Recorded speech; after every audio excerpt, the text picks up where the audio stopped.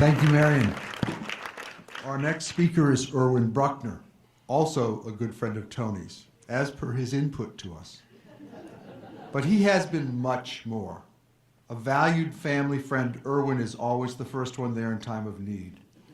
The Bruckners and Lynn families shared holidays and celebrations together for 25 years. And Irwin has always been ready with a welcoming smile and a loving, comforting hug. Oy. First, I want to thank Jimmy and everyone else who organized this for giving me the honor of standing up here and speaking to all of you. And I also want to praise the people who spoke before me so eloquently in expressing their love, which is what I intend to do. Someone said this before, but Tony was my best friend. And I loved him like a brother. I have the two best brothers in the world, so for me, that is saying something. I first met Tony a little over 30 years ago at a neighborhood costume party. He was Mickey Mantle, my childhood idol. So I introduced myself. And my wife Lori and I really enjoyed meeting Tony and Kathy. We had no idea what the future held. At the next neighborhood gathering, Lori and I had just booked a weekend cruise to Mexico. We asked if anyone would like to join us. Tony and Kathy did not discuss it. They both raised their hands and said, "We'll go." Tony arranged a limo with a bar to drive us to the port. We boarded the ship in very good spirits, and the party lasted all weekend. Our festive mood must have been noticed because on the last night, we were invited to have dinner at the captain's table. After that, we were inseparable. Dinners, holidays, kids' events, vacations, golf, camping, and rooting for beloved Duke. We were always together. The closer we got, the more I loved him and appreciated his many talents, a lot of which have been referenced already. I think some people read my notes, but there are. Tony had a fantastic fund of knowledge. I was one of the last people to get a smartphone because who needs Google when you have Tony around? Tony also had a marvelous memory. At restaurants, he would tell me what I had ordered the last time we were there and whether or not I had enjoyed my meal. A really great service, and Google doesn't do that. And Tony could tell a story. Maybe that is what I'm going to miss most. Tony turned these personal attributes into professional success, but I think Tony's true legacy is his fantastic family. Tony's niece, Jeannie, and nephew, Steve, were both pretty much kids when they moved here. It was fun watching these two wonderful young people establish their California roots with Tony and Kathy's support. Jeannie married Darren, and they have two terrific children, Elijah and Sasha. And Steve married Clarissa, and they have two very cute little boys, Luke and Sam. Except for that some of them root for the Patriots and the Tar Heels, they are the nicest group of people you will ever meet.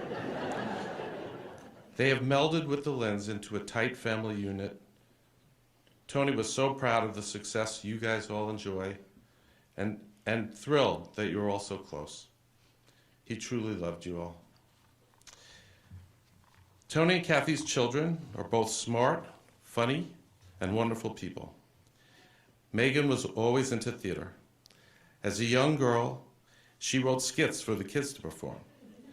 Later, she lit up the stage at Campbell Hall. Then she showed off comedic talent in comedy troupes and singing talent in an a cappella group. It is no surprise that she and her husband, Wade, are now executive producers and successful TV writers. Tony's chest would burst with pride seeing her perform, as well as when her credits would show up on the screen. He was extremely happy that Megan married Wade, a great, down-to-earth guy and a perfect match for Megan. Tony adored his precious granddaughter, Adelaide, and so wanted to meet Georgia, who was born just 17 days after he passed. He truly loved you guys. Jeff's early passion and career path was in music.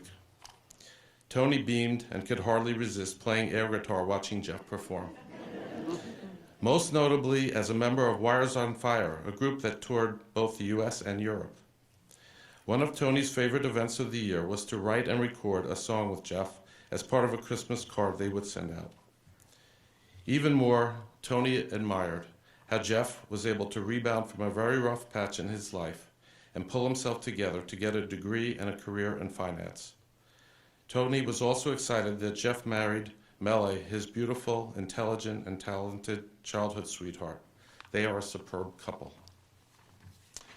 Megan and Jeff, I know you resented your dad's travel, which pulled him away from you too often.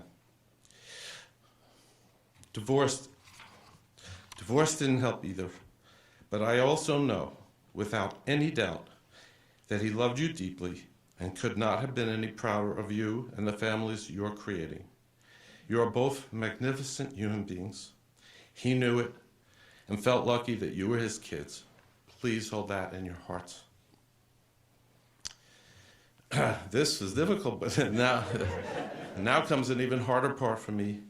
I want to talk to both Kathy and Mary Ellen, but I worry that as I speak to one, it might be hurting the other. That is not my intent, but if that happens, I apologize from the bottom of my heart. Kathy, I fear that, it's hard to read the way the lights are. I fear that the pain, anger, and disappointment at the end of your marriage may have blurred your memory, making you doubt whether the love you shared with Tony was real or had any significant substance. Lori and I were there. We lived it with you. So we are sure that your love was beautiful and strong, and you were a tremendous couple. Your love was the foundation upon which Megan and Jeff became brilliant human beings. Similarly, it provided the nurturing atmosphere, allowing the extended Lynn clan to develop into such a beautiful family, of which you are a worthy matriarch. Together, you provided admirable support for your mom, Addie. It was your love that attracted Lori and me to you. You made our lives better. You made our kids' lives better. For that, we are forever grateful. Tony truly loved you and was so proud and appreciative of the life you shared, the home you maintained, and how you raised the kids. Don't ever doubt it. Your love got tattered, suppressed, and hidden, but it was strong enough that it did not die. I know this based on the last time that you and I saw Tony in the hospital 4 days before he passed.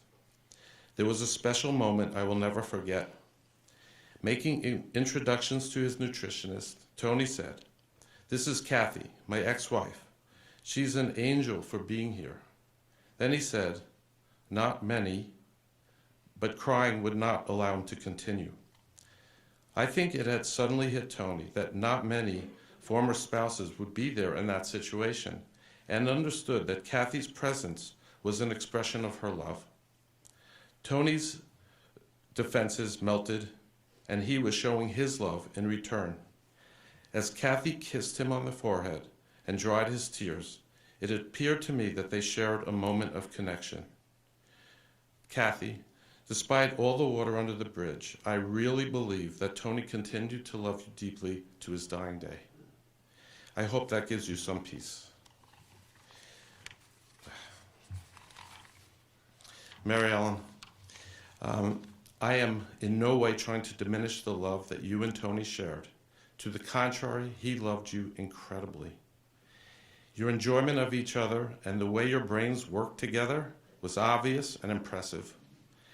I had an unforgettable experience when I visited him at your condo a couple of weeks earlier. He was clearly uncomfortable and so tired that he nodded off several times. It was hard for me to see him that way.